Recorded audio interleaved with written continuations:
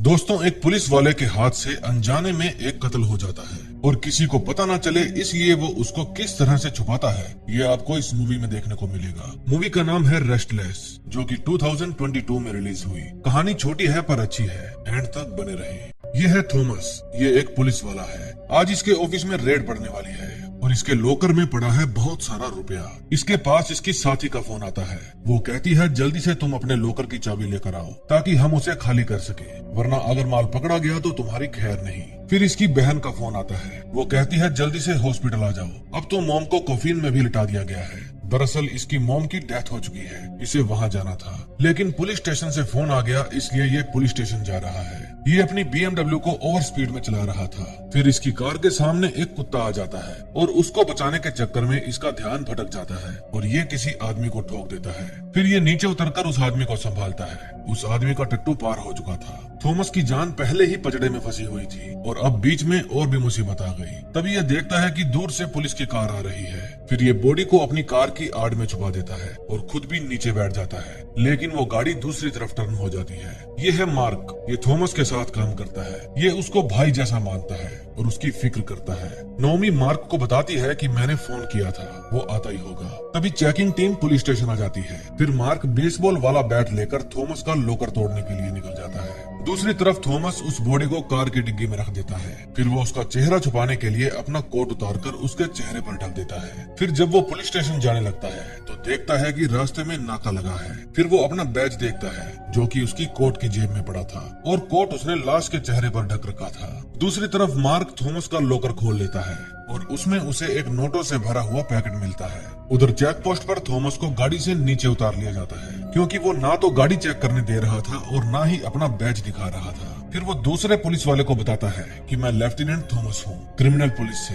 मैं अपना बैज हॉस्पिटल में भूल गया, मेरी माँ गुजर गई है और मेरा हॉस्पिटल जाना जरूरी है। फिर दूसरा पुलिस वाला कहता है सर, हॉस्पिटल दूसरी तरफ है। इतने में एक पुलिस वाला उसकी कार की डिग्गी खोलने लगता है। फिर थॉमस उसे रोकने के चक्कर में हाथापाई करने लगता है। फिर एक पुलिस वाला उसकी आंखों में पेपर स्प्रे डाल देता है। दूसरी तरफ नाओमी और मार्क थॉमस के सारे पैसे फ्लश में डाल रहे थे ताकि वे रुपए पकड़े न जाए। अब चेक पॉइंट पर भी थॉमस को छोड़ दिया जाता है, क्योंकि उन्होंने उसके बैच नंबर से चेक कर लिया था कि ये वाकई में पुलिस वाला है। तभी थॉमस के फोन पर मार्क का मैसेज आता है, चेकिंग आ गई है, तुम यहाँ मत आना। फिर थॉमस आगे जाने की बजाय वापस अपनी गाड़ी को मोड़ लेता है। फिर वो सीधा हॉस्पिटल जाता है और डिग्गी से अपना कोट निकालकर पहन लेता है। जब वो अंदर जाता है तो देखता है उसकी बेटी उसका वेट कर रही थी। फिर उसकी बहन आती है। वो कहती है कि हम तुम्हारा कब से वेट कर रहे थे। फिर वो थॉमस को एक क्रॉस देती है और कहती है मोम इसके साथ दफन होना चाहती थी। उधर पुलिस स्टेशन में भी सभी लॉकर्स की जांच चल रही थी। वहाँ कुछ शराब की बोतलें भी पकड़ी गई थी। फिर चेकिंग वाले कहते हैं कि हम पुलिस स्टेशन में खड़ी सभी कारों की जांच करना चाहते हैं। मार्क कहता है कि एक ऑफिसर की मोम की डेथ हो गई है, उन्हीं की याद में हम लोगों ने थोड़ी शराब ले ली थी। उधर थॉमस अपनी मोम के पास पहुंच जाता है। डॉक्टर थॉमस का ही वेट कर रहे थे ताकि ताबूत को बंद कर सके। फिर वो क्रॉस को अपनी मोम के ऊपर रख देता है। उसके बाद ताबूत को बंद कर दिया जाता है। फिर थॉमस के पास मार्क का मैसेज आता है जिसमें लिखा था कि उन्हें पता है तुम कहाँ हो और वे कारों की भी तलाशी ले रहे हैं। अब थॉमस को चिंता हो जाती है कि अगर वे यहाँ पर आ गए और कार की तलाशी ले ली तो वो बुरी तरह से फंस जाएगा। फिर वेंटिलेशन पाइप को देखकर उसे एक आइडिया आता है, लेकिन उस रूम में कैमरा भी लगा था। तभी थॉमस उस रूम से बाहर आ जाता है और चेक करता है कि वेंटिलेशन पाइप कहाँ जा रही है। फिर बाहर जाकर वो अपनी कार को वेंटिलेशन के पास खड़ी कर देता है और अपनी बेटी का खिलौना रस्सी से बांधकर वेंटिलेशन पाइप में फेंक देता है। फिर वो उस रस्सी को बॉडी से बांधकर उस बॉडी को वेंटिलेशन पाइप में डाल देता है। फिर वो गैस वाले बैलून लेकर वापस अपनी मोम के पास जाता है। वो डॉक्टर को कहता है कि मैं कुछ समय अपनी मोम के साथ बिताना चाहता हूँ। डॉक्टर कहता है ऐसा नहीं हो सकता। फिर वो कुछ पैसे देकर अपने लिए 10 बजे तक का समय लेता है। डॉक्टर पूछता है बैलून किसके लिए लाए हो। थॉमस कहता है ये मेरी बेटी के लिए है। फिर वो उन बैलून्स को CCTV कैमरा के ऊपर रख देता है। फिर वो रूम को अंदर से लॉक कर देता है। उसके बाद वो वेंटिलेशन पाइप की जाली उतारता है। फिर वो उस खिलौने को ऑन करता है। उसे नहीं पता था खिलौने में से गन की आवाज आती है और उसकी वो आवाज एक नर्स सुन लेती है। फिर थॉमस अपने शूज से लेसिस निकालकर ताबूत में ठोकी हुई कीलें बाहर निकालने लगता है। खिलौना फिर से आवाज करता है और उस नर्स को पता चल जाता है कि ये आवाज किस रूम में से आ रही है। फिर वो एक और नर्स को वहाँ ले आती है। थॉमस जल्दी से उस खिलौने को स्टॉप करता है। फिर वो नर्स सिक्योरिटी गार्ड को फोन करती है। सिक्योरिटी गार्ड कहता है मैं जरूरी काम कर रहा हूँ, मुझे थोड़ा वक्त लगेगा। उसे कैमरे में कुछ भी दिखाई नहीं दे रहा था। वो नर्स को वहीं रुकने के लिए कहता है, लेकिन दूसरी नर्स कहती है, हमें क्या कोई और काम नहीं है, हम क्यों रुके। ये कहकर वे चली जाती है। फिर थॉमस रस्सी के जरिए उस बॉडी को अंदर खींच लेता है। फिर वो उस बॉडी को अपनी माँ की बॉडी के साथ रख देता है और कहता है, मुझे माफ करना माँ, अब 10 बजने वाले थे। इसलिए वो जल्दी से उस ताबूत को बंद करता है और उसमें कीलें ठोकने लग जाता है। जैसे ही 10 बजते हैं थॉमस बैठ जाता है। उधर डॉक्टर भी उसी रूम में ही आ रहा था। तभी थॉमस को फोन बजने की आवाज आती है और वो समझ जाता है कि जरूर उस आदमी के पास फोन होगा जिसको उसने ताबूत में बंद किया है। फिर जब डॉक्टर वहाँ आता है तब तक फोन की रिंग बंद हो जाती है। डॉक्टर कीलें देखकर समझ जाता है कि जरूर इसने कुछ छेड़छाड़ की है, लेकिन वो कुछ नहीं कहता। फिर जैसे ही थॉमस वहाँ से जाने लगता है डॉक्टर उसे रोक लेता है। फिर डॉक्टर उसे बैलून देकर कहता है, अब आप जा सकते हैं। सुबह जब ताबूत को कब्रिस्तान लेकर जाया जा रहा था तब ड्राइवर को भी फोन रिंग की आवाज आती है, लेकिन वो इग्नोर कर देता है। फिर वे अपनी रीति रिवाज के मुताबिक अपनी मॉम की बॉडी को दफनाते हैं। थॉमस कहता है, सॉरी मॉम, मैं वापिस आऊंगा। वहाँ से थॉमस सीधा वॉशिंग स्टेशन जाता है और अपनी कार को अंदर से अच्छे से साफ करता है। फिर वो अपनी कार को सड़क पर खड़ी पुलिस की कार में ठोक देता है, ताकि अगर कोई पूछे तुम्हारी कार का शीशा कैसे टूटा तो वो बता सके कि मेरा एक्सीडेंट हो गया था। फिर जब पुलिस वाले उसके पास आते हैं तो वो कहता है, मैं लेफ्टिनेंट हूँ, कार को सड़क के बीच में नहीं खड़ा किया करते। फिर जब वो पुलिस स्टेशन जाता है तो मार्क उससे पूछता है, तुम्हारे लॉकर में अच्छी खासी रकम थी, हमने सब फ्लश कर दी। थॉमस कहता है, अच्छा किया तुमने। फिर वो पूछता है, इतने रुपए आए कहाँ से। थॉमस कहता है, मैंने कभी तुमसे भी नहीं पूछा, तुम इतना खर्च करते हो, वो रुपए कहाँ से आए, क्या तुम्हारी सैलरी डबल हो गई है। इतने में वहाँ नाओमी आ जाती है। वो कहती है कि हमें किसी के घर पर रेड मारने जाना है, जल्दी चलो। जब वे अपने लिए हथियार लेने के लिए जाते हैं तब उन्हें एक नए बॉम्ब के बारे में पता चलता है। वो रिमोट कंट्रोल और ब्लूटूथ दोनों से ही विस्फोट हो जाता है। फिर ऑफिसर वेबर उनको डेनियल वार्सेलो के बारे में बताता है। ये ड्रग की स्मगलिंग करता है, इंटरपोल को भी इसकी तलाश है। थॉमस समझ जाता है कि ये वही बंदा है जिसको उसने कार से उड़ा दिया था। फिर वे उसके अड्डे पर रेड मारने जाते हैं। वे पूरी जगह को अच्छे से चेक करते हैं, लेकिन उन्हें वहाँ पर बार्सिलो नहीं मिलता। वहाँ पर वही कुत्ता खड़ा था जो उस रात थॉमस की कार के आगे आ गया था।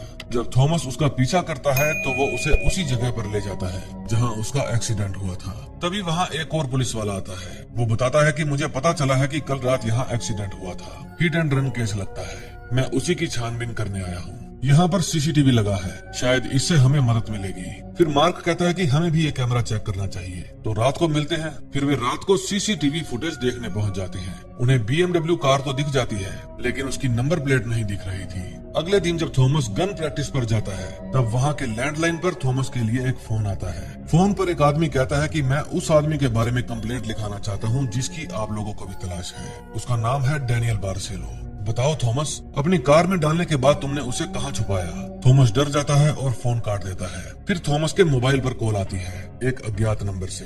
थॉमस फोन नहीं उठाता। फिर नाओमी का फोन बजता है। उसे एक आदमी कहता है, इस गंजे को कहो फोन उठाए। फिर थॉमस फोन उठा लेता है। फोन पर आदमी कहता है कि मैं जानता हूँ तुमने डेनियल वार्सेलो को मार दिया है, अनजान मत बनो। थॉमस कहता है, मैं फोन काट रहा हूँ। वो आदमी कहता है, अगर तुमने फोन काटा तो मैं पुलिस को बता दूंगा कि तुमने उसकी लाश कहाँ दफनाई है, चल तुझे बाद में कॉल करता हूँ। तभी वहाँ एक कार आती है और थॉमस को परेशान करने लगती है। फिर जाते जाते वो आदमी थॉमस को फोन का इशारा करता है कि अगली बार से पहली रिंग में ही फोन उठा लेना। जब थॉमस उसका पीछा करने लगता है तो वहाँ पर मार्क आ जाता है। फिर थॉमस उसका पीछा नहीं कर पाता। मार्क के जाने के बाद उसका फोन दोबारा आता है। वो कहता है, कैसे पुलिस वाले हो, मेरा पीछा भी नहीं किया। फिर थॉमस उससे पूछता है कि रात के अंधेरे में जब मैं उसे दफना रहा था तो तुमने मुझे पहचाना कैसे। वो आदमी कहता है, रात को मुझे और भी ज्यादा क्लियर दिखता है। थॉमस कहता है, बहन के भाई, तुम्हें कुछ भी नहीं पता, तुम फालतू में मुझे डरा रहे हो, जिसको भी मेरी कंप्लेंट करना चाहते हो कर सकते हो। फिर थॉमस सिक्योरिटी वालों को फोन करता है कि मुझे आज पुलिस स्टेशन में जितनी भी गाड़ियां आई है उन सब के नंबर चाहिए। इतने में उस आदमी की कॉल फिर से आ जाती है। थॉमस फोन नहीं उठाता।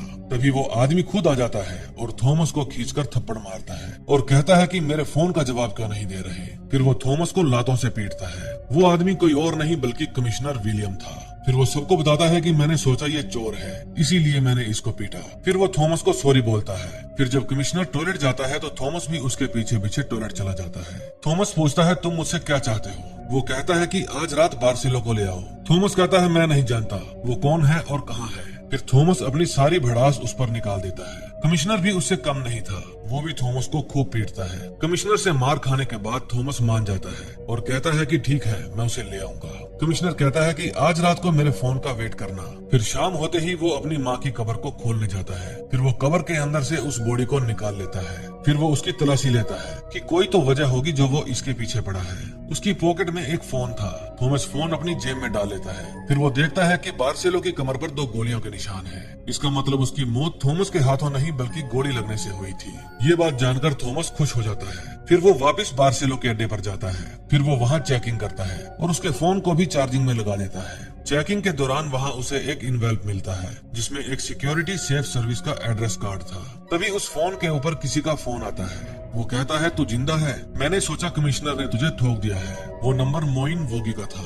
वो आदमी बार्सेलो का दोस्त था। ठीक उसी समय पुलिस स्टेशन में मार्क के हाथ थॉमस का ओवर स्पीड चलान लग जाता है जिसमें उसकी कार की फोटो भी थी। फोटो देखकर मार्क समझ जाता है कि इसी के साथ डेनियल बार्सेलो का एक्सीडेंट हुआ था। उधर थॉमस वोगी को ढूंढ लेता है और उसे मशीन में डालकर कहता है कि मैं तुझे 1 घंटा मशीन में घुमाऊंगा, वरना मुझे बता दे कि कमिश्नर बार्सेलो के पीछे क्यों पड़ा है। वो बताता है कि कमिश्नर एक चाबी को ढूंढ रहा है, एक वोल्ट की चाबी। उसमें ड्रग से कमाए हुए बहुत सारे रुपए पड़े हैं। कमिश्नर ने अपनी पोजीशन का फायदा उठाया और वो सर्च के दौरान मिले हुए ड्रग्स का एक बहुत बड़ा हिस्सा अपने पास रख लेता था। फिर वे उस ड्रग को शराब में मिलाने लगे और प्राइवेट पब में बेचने लगे। लोगों को उनकी आदत पड़ गई थी। धंधा अच्छा चलने लगा। उनका बिजनेस अलग अलग देशों में भी फैल गया था। लेकिन डेनियल बार्सेलो के दिमाग में कुछ और ही चल रहा था। उसने सारे ड्रग्स किसी और को बेच दिए। फिर जितना रुपया उसने इकट्ठा किया वो उसने एक वोल्ट में रख दिया और उसकी चाबी अब कमिश्नर ढूंढ रहा है। फिर वो डेनियल की बॉडी को दोबारा चेक करता है। उसे चाबी मिल जाती है, लेकिन एन मौके पर मार्क उसे पकड़ लेता है। वो हिट एंड रन और बॉडी को छुपाने के जुर्म में थॉमस को गिरफ्तार कर लेता है। मार्क रास्ते में उससे पूछता है तुम्हें अपनी बेटी का बिल्कुल ख्याल नहीं आया? 20 साल बाद जब तुम जेल से छूटोगे तब तक कौन संभालेगा उसे? एक नंबर के बेवकूफ हो तुम। फिर वो एक इंडस्ट्रियल एरिया में कार को रोक देता है। फिर वो थॉमस के चालान वाली कॉपी फाड़ देता है और उसके हाथ भी खोल देता है। वो कहता है आज के बाद हम कोई गलत काम नहीं करेंगे। तभी थॉमस के फोन पर कमिश्नर का फोन आता है। वो उसे सीधा सीधा चलने के लिए कहता है। जब थॉमस आगे बढ़ता है तो देखता है कि एक बड़ा सा कंटेनर उसकी कार के ऊपर आ गिरा है। कार में मार्क बैठा था और उसका कचुम्बर बन जाता है। कमिश्नर ने उसे इसलिए मरवा दिया था कि उसे डर था कि कहीं थॉमस ने उसे कुछ बता ना दिया हो। थॉमस रोने लगता है। फिर थॉमस कहता है कि अब मैं तुम्हारी कोई बात नहीं मानूंगा। लेकिन कमिश्नर उस समय थॉमस के घर पर था।